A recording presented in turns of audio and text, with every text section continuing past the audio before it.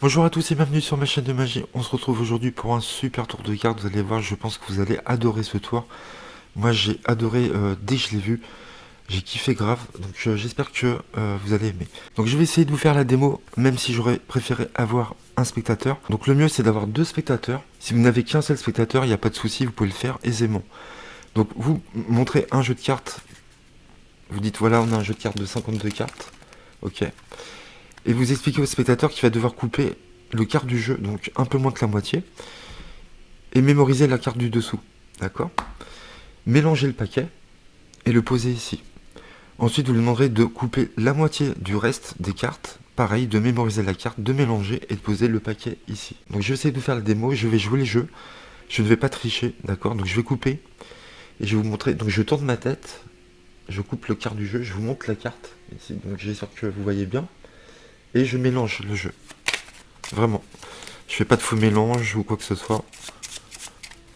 Je mélange vraiment toutes les cartes. Ok, et le spectateur dépose ici. Pareil là, vous lui demandez de couper la moitié du jeu et de mémoriser. Donc je vous montre, je me retourne. Vous voyez bien, j'espère. Et pareil, je mélange toutes les cartes. D'accord, de toute façon, c'est le spectateur qui mélange. Donc ce qui est fort, c'est que les deux paquets sont mélangés. Et vous allez pouvoir retrouver les deux cartes. Voilà. Vous faites face à votre spectateur, vous prenez le premier paquet ici.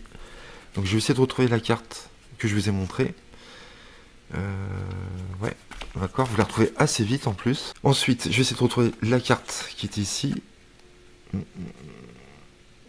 Ok, je pense que c'est celle-là. Voilà. Donc vous pouvez mettre le reste des cartes par-dessus. On n'a plus besoin. Et vous retournez les deux cartes. Donc j'espère que je ne me suis pas trompé. Donc je pense que j'ai coupé sur la dame de pique. Et je pense que j'ai coupé sur l'as de carreau. Donc voilà, vous avez retrouvé les deux cartes du spectateur. Vous allez me dire, ouais, c'est pas mal. Mais vous allez voir que c'est pas fini, c'est c'est super ce qui va se passer. Vous dites, voilà, j'ai retrouvé vos deux cartes, la dame de pique et l'as de carreau. Mais c'est pas fini puisque vous allez voir, si je retourne mon étui ici, il a marqué l'index ici et la valeur ici. Pourquoi? Parce qu'on va créer une carte avec les deux cartes que vous avez sélectionnées au hasard. Donc la valeur de la carte, ça va être la dame, et l'index de la carte, ça va être le carreau. D'accord? Donc on vient de créer une carte, la dame de carreau. Et vous faites remarquer à votre spectateur qu'il a coupé où il voulait, d'accord? Donc là, on vient de créer la dame de carreau. Et pourquoi on dit ça? Parce que si je prends la carte ici, où j'écris l'index et la valeur, ici, et que je retourne derrière, on a la dame de carreau, exactement la carte qu'on vient de former, d'accord? Deux cartes qui ont été prises au hasard. On vient de former une carte avec ces deux cartes, et on avait prédit qu'il allait choisir la dame de carreau. Donc voilà, j'espère que ce tour vous a plu, franchement, c'est une petite bombe, j'adore ce tour, c'est vraiment excellent. Donc, comment ça se passe? C'est très facile à faire. Il y en a qui vont peut-être être déçus, pourquoi? Parce que vous avez 4 outs. Pourquoi? Parce que le spectateur peut tomber sur 4 cartes différentes, donc on va avoir 4 sorties. Donc moi je suis pas fan des tours de magie où il y a plusieurs sorties, comme ça j'ai jamais aimé, je sais pas pourquoi. Parce que je trouve que c'est moyen dans le sens où vous avez 4 sorties possibles. J'ai toujours trouvé ça moyen comme finale pour un tour. Mais là, ce qui me plaît, c'est le procédé, le montage du jeu. Le spectateur ne s'attend pas du tout à ça. Il a vraiment l'impression d'avoir pris des cartes au hasard. En plus, il a mélangé les paquets. On retrouve ces deux cartes. Et il s'attend pas qu'on crée une carte à la fin. Et qu'on sorte la carte comme ça directement. Vous allez voir, les sorties des 4 cartes sont vraiment excellentes, hein. Donc là, je suis tombé sur la dame, j'aurais pu tomber sur le valet, le roi ou l'as. Donc vous allez voir, à chaque fois, les sorties sont très bonnes. Et je suis fan de ce tour. Voilà, j'aime beaucoup, malgré qu'il y ait des 4 sorties possibles comme ça. Je trouve que l'effet est tellement fort que j'oublie. Ça me dérange pas de le faire avec 4 sorties différentes. Voilà. Donc vous allez avoir un beau montage à faire au départ. Vous allez voir, je vais vous dire ça tout de suite. Alors concernant le setup, vous allez avoir un gros setup à faire. Donc vous allez prendre 3, 4, 5, 6, 7, 8, 9, 10, 11, 12. Vous prenez 12 cartes indifférentes. Ok. Ensuite, vous allez classer les valets, les dames, les rois et les as. Donc, moi j'ai classé pique, cœur, trèfle. Pique, cœur, trèfle. Ça, c'est l'ordre que je mémorise. Donc, vous prenez l'ordre que vous voulez. Mais il faut en prendre que 3. Pique, cœur, trèfle, d'accord? Vous mettez d'abord les valets, les dames, les rois et les as par-dessus. Ensuite, vous prenez 8 cartes quelconques. 3, 4, 5, 6, 7, 8. Ensuite, vous rangez une série de l'as au roi de la même couleur. Donc là, j'ai pris du carreau. Et 7 cartes indifférentes quelconques. Ça, c'est le montage du jeu. Concernant les out, donc vous avez le roi de carreau, vous allez mettre vers la fin du jeu en 4e position, 3e position, peu importe. Vous la mettez ici, un dos différent, dos bleu. Vous allez mettre un as de carreau sous votre tapis, que vous mettez avant de faire votre tour. Vous allez mettre un valet de carreau dans votre étui, à dos bleu, et vous collez une dame de carreau derrière la valeur et l'index ici. Ça va être nos 4 sorties. Attention, vous mettez bien index en haut et valeur en bas. Comme ceci. Vous mettez votre étui, donc peu importe dans quel sens vous allez le tourner, il faut que l'index pointe à droite. D'accord? L'index pointe à droite et la valeur à gauche. Peu importe comment vous retournez, de toute façon, vous aurez toujours votre index à droite et votre valeur à gauche. D'accord? Donc ça, ce sont les 4 sorties possibles. Vous avez vu par rapport à la démo, je suis tombé sur la dame. J'ai même pas vérifié si j'avais bon, mais je pense que oui. Donc la dame, la sortie est très très bien, parce que les gens ne s'attendent pas à ce qu'il y ait la dame derrière, d'accord? Ça sera la grosse surprise. Le valet, la sortie très bien aussi, puisque on dit que on a une seule carte dans l'étui, une seule carte vraiment, c'est le valet de carreau.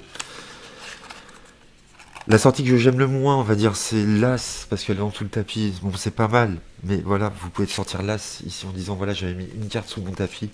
Vous pouvez soulever le tapis entièrement pour montrer qu'il y avait une seule carte, c'est l'as de carreau.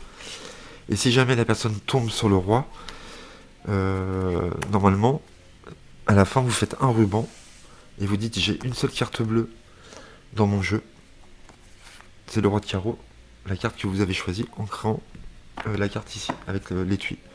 Voilà, ça c'est une très belle sortie aussi. Donc voilà, vous êtes prêts à commencer votre tour. Vous avez préparé vos 4 outs, c'est bon.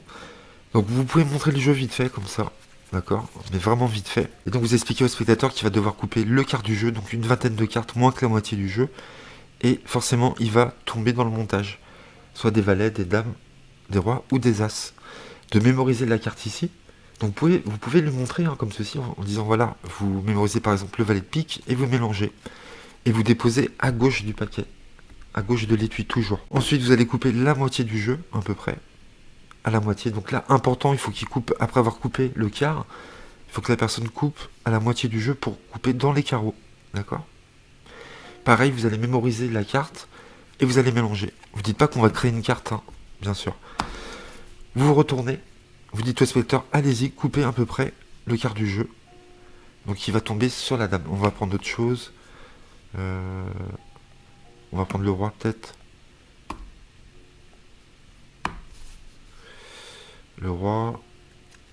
On va prendre le roi parce que je vais vous montrer comment il faut placer le roi. Donc imaginons, le spectateur coupe sur le roi. Donc nous, on ne sait pas du tout sur quelle carte il a coupé. Vous lui demandez de mélanger. Donc ça, c'est très fort de mélanger. Et de déposer à gauche de l'étui. Pareil là, il coupe la moitié. Il mémorise le 7 de carreau. Et pareil, il mélange. Et vous lui demandez de déposer à droite. Comment on fait pour retrouver les 2 cartes sélectionnées? Vous prenez les cartes en main et vous dites je vais essayer de retrouver votre carte. Et là, vous regardez la figure la plus haute. D'accord? Est-ce que ça va être le valet, la dame, le roi ou l'as? D'accord? Vous ne voyez pas d'as. Donc ça ne peut pas être un as. Ensuite, il faut regarder quoi? Il faut prendre la carte la plus haute. Donc la carte la plus haute dans notre arrangement, c'est l'as, il n'y en a pas. Ensuite, c'est quoi? C'est le roi. Et donc vous regardez, s'il y a un roi, effectivement, il y a un roi. Et donc vous savez forcément qu'il a pris le roi de pique. D'accord? Si jamais il y avait eu 2 rois ici, Et bien vous prenez le roi le plus haut dans votre arrangement. Vous avez rangé roi de pique, roi de cœur, roi de trèfle. Si jamais il y avait le roi de pique et le roi de trèfle, je sais que la carte la plus haute, c'est le roi de trèfle. Pourquoi? Parce qu'il arrive après le roi de pique. D'accord? Si j'avais vu le roi de cœur, je sais que le roi de cœur et le roi de pique, je sais qu'il aurait choisi le roi de cœur parce que pique, cœur, trèfle, le cœur vient après le pique. Voilà, vous comprenez bien. Par exemple ici, vous voyez, il y a 3 dames. D'accord? Donc, vous regardez l'index le plus haut. Pique, cœur, trèfle, c'est la dame de trèfle. Il aurait choisi la dame de trèfle. Voilà. Donc là, je sais qu'il a choisi le roi de pique. Je pose ici. Et comme mon roi de pique est ici, avec le dos bleu, comme je sais que ça va être le roi que je vais devoir montrer en faisant un ruban, si je pose ce paquet-là par-dessus, la carte va être à la fin. Donc ça va pas être joli. Donc ce que vous faites, si vous savez que c'est un roi, vous déposez les cartes comme ceci. En dessous. D'accord? Pareil là, vous prenez les cartes, vous dites je vais essayer de retrouver votre carte, et là bah, c'est très facile, vous prenez la carte la plus haute en carreau. Donc quelle est la carte la plus haute en carreau? Ça va être le 7 de carreau. Donc vous regardez quelle est la carte la plus haute dans votre série de carreaux, vous voyez c'est quoi le 7, vous prenez toujours la carte la plus haute en carreau. Donc vous savez qu'il a choisi le 7 de carreau, vous mettez ici, ça vous mettez en dessous ou au-dessus, peu importe, ok. Et vous dites voilà, je pense avoir retrouvé vos 2 cartes. Je pense que vous avez choisi le roi de pique et le 7 de carreau. Et effectivement, le spectateur, ou les 2 spectateurs, ont bien choisi ces 2 cartes-là. Donc là déjà, ils vont être bien surpris. Pourquoi? Parce qu'ils ont mélangé les cartes. Donc pour eux, ça paraît impossible qu'on puisse les retrouver. Et pourtant, et vous dites, voilà, ça vous a impressionné. Vous faites genre un peu, c'est fini le tour. Vous voyez? Et là, vous dites, attendez, c'est pas fini, on va faire encore mieux. Vous retournez votre étui. Et vous dites, regardez ce qui est marqué, on a l'index d'une carte et la valeur d'une carte avec la flèche ici à gauche et à droite. Pourquoi je vous montre ça? Parce que vous avez choisi 2 cartes librement et on va créer une carte unique grâce à ces 2 cartes. Donc vous avez choisi le roi, vous auriez pu choisir n'importe quelle carte et ça va être la valeur. Donc on va prendre la valeur du roi de pique, c'est le roi. Vous avez choisi le 7 de carreau, vous auriez pu tomber sur n'importe quelle carte, on va prendre l'index de cette carte qui est le carreau. Et grâce à ces 2 cartes, on a créé le roi de carreau. Et ce qui est incroyable, c'est que là, vous faites un ruban et vous montrez une seule carte bleue, ici, dans le jeu rouge. Vous laissez, même le spectateur peut la sortir lui-même, et vous montrez le roi de carreau. Et là, je promets, ça tue grave. L'effet est très fort. Voilà, j'adore cette sortie, hein. Le roi est super, la dame aussi. Il n'y a que le valet et l'as où je suis moins fan. Mais bon, voilà. Déjà, vous retrouvez les 2 cartes, ça c'est fort. Et en plus, vous aviez prédit qu'il allait trouver cette carte et puis vous en parlez vraiment à la fin. Donc ça, c'est super. Le spectateur pense que là, c'est fini, mais pas du tout. Vous avez 2 effets successifs qui tuent tout. Hein. Donc voilà, je ne veux pas vous refaire un exemple. J'espère que vous avez compris. Vous prenez toujours la carte la plus haute. Si vous avez 2 cartes pareilles, par exemple un cœur et un trèfle, un roi de cœur et un roi de trèfle, et ben vous savez qu'il a choisi le roi de trèfle parce qu'il est au-dessus du roi de cœur. D'accord, vous prenez toujours la carte la plus haute. Pareil là, vous prenez toujours la carte la plus haute en carreau. Et après, il n'y a rien à faire, hein, ça coule de source. C'est très facile à faire. Donc faites attention, si à la fin, le spectateur voudrait vérifier les cartes, mais il n'y a pas de raison qu'il vérifie les cartes, il n'y a aucun intérêt. Moi ce que je fais, c'est que je range directement les cartes dans l'étui, d'accord, avec ma carte de prédiction à l'intérieur.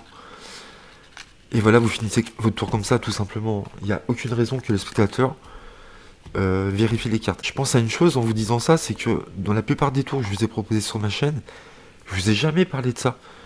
Comme quoi, il fallait faire attention, on ne sait jamais si votre spectateur veut vérifier les cartes. En général, je vous dis pas ça dans mes tours. Pourquoi? Parce que ça n'arrive jamais, tout simplement. Voilà. Il y a très peu de gens qui vont vous demander de vérifier le jeu ou les cartes. D'accord? Nous, en tant que magiciens, on pense que les gens vont demander souvent, mais vous verrez, à force de faire des tours, que les gens demandent très rarement à vérifier un jeu. Donc voilà, je voulais vous le dire parce que je vous en parlais très rarement dans mes vidéos en général. Donc voilà, j'espère que vous avez aimé ce tour, vraiment c'est un petit bijou. J'adore ce tour, j'espère que vous aussi. Si vous avez aimé, n'hésitez pas à liker, à commenter et à vous abonner. On se retrouve très vite sur ma chaîne pour de nouveaux tours de magie. A très bientôt, merci à vous, bye bye.